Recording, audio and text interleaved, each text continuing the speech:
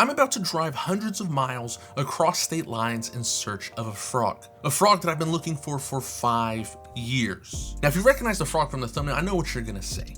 That's not a frog, it's a fire-bellied toad. Yes, it's called a toad, but actually, it's a frog. Now, for those who are unfamiliar with the frog's history, this frog was everywhere when I was a kid. Not only that, they were super cheap, only costing like $10 to $20. Now, however, as an adult, I literally can't find one anywhere. It's almost like they've gone extinct, or at least it feels that way. 3 years ago, though, I did run across one, exactly one, and I immediately bought him. My boy, Robert's. But Robert's getting older, and he wants a family. So the mission of this video is to find Robert a girlfriend, maybe even a few, so he can finally achieve his dream of having a family. But I need to find another fire-bellied toad, and it has to obviously be a girl. So I immediately went to work, spending a whole weekend scouring the internet. And to my surprise, I found tons of other people searching for these frogs just like me. And they also found absolutely nothing. Why? Why is this once popular frog gone? I mean, they still have its care guide at PetSmart, but where is it? Then I found my answer on Reddit. Wookie81 said that they used to come in large shipments with tropical fish, but they were banned from importing a few years ago. And because they were so cheap, no one bred them, and now you have people like me looking for them, so if any pop up, they're instantly gone. This just got more challenging, like way more. Because what if I find one and it's a boy? What if I never find a female? But Wookie did say there was some breeders out there, so I went looking for them. And wouldn't you know it, I found one on Instagram, Semi-Aquatic Exotics. We started chatting and he said he only knows 2 people in the entire United States who breed them. Him and Josh's frogs, which was where I got Robert from. He didn't have any babies for sale, but he pointed me back to Josh's frogs, saying I should check again because sometimes they just throw them up and they sell out super fast. So I immediately went back to Josh's frogs website to double check and nothing. But they did have an announcement saying that they would be at one of the biggest expos in the United States, NARBC Dallas. They even had a list of what they would be selling at the expo, and I thought, what the heck, let's see what they got. And wouldn't you know it, there it was. The fire-bellied toad was on the list. So you know what I did? I put on my cowboy boots because I'm going to Texas. Now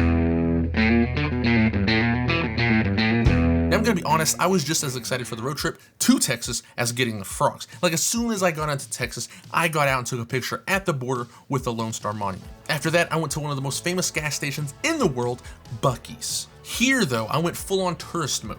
I got a pic with the legend himself outside, then I went inside and met him in person.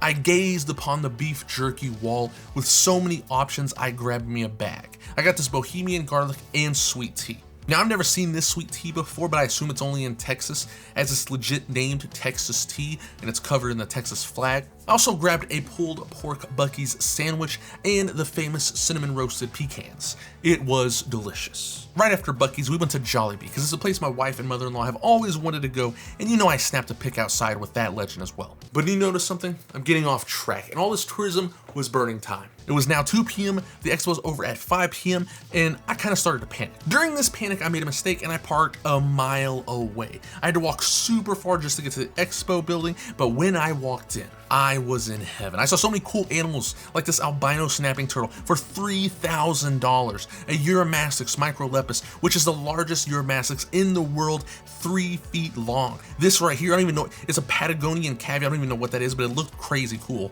But again, I was getting off track and I finally made my way to Josh's frogs. And I looked and gazed upon all the frogs at the table, and the fire-bellied toad was not there. I know, super depressing. I was so mad. I was like, oh my goodness, I shouldn't have messed around. I shouldn't have went to Buc-ee's. But here's the thing though, I never go to Texas. I kind of got lost in the sauce, and I know that if I went down there, I got the frog, I'd have to immediately come back. I couldn't visit those places, so I was like, I'll just do it on the way down. But don't worry, I'm incredibly unlucky and I'm used to this sort of thing happening, so I did have a backup plan. Before I left for Dallas, I bought a mystery box of frogs, and maybe inside of that mystery box is a fire-bellied toad. So now it's time to leave the expo, but on my way out, I ran into an old friend. McPheeney's Odds and Paws, and let me tell you, he wins the best table at NARBC Dallas. He always has amazing setups. I mean, look at this. He even had a real human skull. We then began talking about lots of stuff, and I told him how I was looking for the fire-bellied toad and how I failed. He said, well, I got something just as rare. I was intrigued, and that's when he pulled out these guys. Giant cave roaches. Now I have to stop the video right here. I know I'm looking for a frog, and now suddenly we hit a detour with roaches, but I have been looking for these roaches for years as well, just like the frogs. But there was no leads, nothing to go on, so I gave up on those. So when McFeemy told me he had some, I immediately wanted to buy them, but something this valuable usually isn't for sale. I told him he's the only one that can get by this. I'd sell it to him. Only him. When he told me that, I was literally so happy. I told him I loved him. I love you.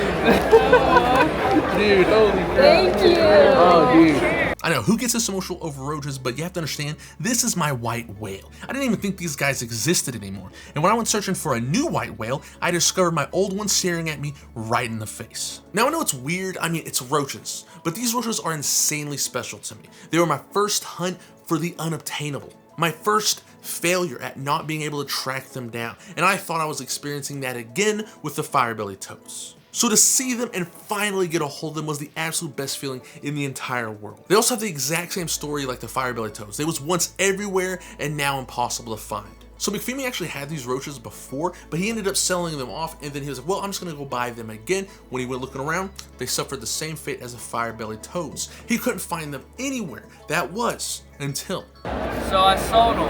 Yeah. Melissa was online and saw somebody with the forum and said, hey, we have some of these. And she messaged them and said, where did you get them? She goes, funny story. There was a guy dressed up as a clown. So they came full swing. That's They crazy. came back to me. Yeah, dude, that's And I was awesome. looking for them after buying, like, from people that said they were this and that. And so they came back home to me and she gifted them back to me. That is awesome, dude. So That's it awesome. was a really cool story. Yeah. Like, so I ended up back with my roaches that I didn't realize how special they were to me. But it was really good to see McFeemy again because I haven't seen him since a few years ago at another expo when I was looking for some giant peppered roaches. Then he showed me all kinds of cool stuff he has, like these isopods right here, some other very rare roaches, and if you want to buy some of these critters and maybe even a real skull, you could get in contact with McFeemy by shooting him a message on Instagram. So big shout out to McFeemy's Odds and Pods. Please go follow his Instagram and YouTube channels. I'll link those down in the comments. So after I got my roaches and said my goodbyes to McFeemy, all I could think about was getting home to the box. After all, if there was firebelly toads in the box, I not only found one species I was looking for, I found two. But before I could leave the expo, I ran into another YouTuber like myself, Neptune the Chameleon. So obviously I had to say hi because being a YouTuber is rare, but making YouTube videos about reptiles is almost as rare as the firebelly toad. Finally though, after having a blast in Dallas, I'm home. And since NARBC was a bust for the frog, but obviously not for other things, we have the backup plan, the box. Now in the box is a bunch of tadpoles, and that's the mystery, because I don't know what firebelly toad tadpoles look like. I could have totally gotten scammed. These guys could grow up and turn into a duck or something. And the real reason I'm nervous is the price point, because I found one dude online selling firebelly toads, and he was selling one toad a piece for $700. He's also my third backup plan if these don't work out. So I really hope this works because I don't feel like spending almost $3,000 to get 4 toads. But just take a guess how much the tadpoles cost me. $50? $100? $200? $8 a piece. I know, crazy difference and a low price point. That's why I'm nervous. But here in this bag are 8 tadpoles that are supposedly firebelly toads, but I won't know for sure until about a month or 2 from now. So let's get these guys set up real quick and get them in their new home. Now, if you ever wondered how to set up tadpoles, it's actually really simple. You just need some dechlorinated water, some land, boom, you're done. Tadpoles are also like algae eaters too, and do really well in standing nasty water. So you don't even need a fish filter for them. That's why when you leave your pool unmaintained during the summer, tadpoles infest it. Now that we finally have it all set up and the tadpoles are in the tank, now we wait. During this time, you probably wonder what I'm gonna feed them. So remember when I said they're like algae eaters? That's exactly what I'm gonna feed them. No, not algae eaters, but algae. So funny enough, it's actually really hard to grow algae right off the bat, and these guys need food right away, so I got these algae wafers. And also I put leaves in the tank for them to nibble on. Flash forward a couple weeks and I finally start seeing some legs pop out of the frogs. I'm so close to finding out the truth. Are these the mythical white whales I've been looking for? Or did I get scammed? And then I see it. One lone frog making his way onto land. With 4 legs, he's finally becoming what he's meant to be, a firebelly toad. I couldn't believe it. Finally, after so long, I got my hands on more firebelly toads / frogs. I thought this would be another dead end just like the roaches, but instead I found both. the frog I've been chasing for years, and the roaches I gave up on. So since the frogs aren't adults just yet, I do have to wait a while for them to finally be able to start a family with Robert. So if you enjoyed my journey and want to watch me build a fire belly toad army, like and subscribe, and I'll see you next time.